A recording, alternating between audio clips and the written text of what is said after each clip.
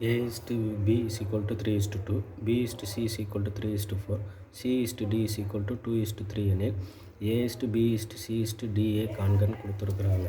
இப்போ நம்ம இதில் A B C D நாளையும் எழுதுகிறோம். 3 2, B is to C 3 4, C is to Dக்கு வந்துட்டு 2 3. இப்போ நம்ம அடுத்தடுத்த நம்பர் எழுதணுமா? இங்கே 2 2, இங்கே 4, இங்கே 3, இங்கே 2 2 எழுதிடும். இப்போ மல்டிபிள் பண்ணுறோம். நான் 2 8 3 24, 2 4 2 8 2 16, 3 6 6 12, 3 9 9 2 18. இதை நம்ம 2ஆல் அடிக்கலாமா? அப்போ 2ஆல் அடித்தோம்னா 9 6 8 12. அப்போ 9:6:8:12. அப்போ ஆப்ஷன் சி கரெக்ட் ஆன்சர்.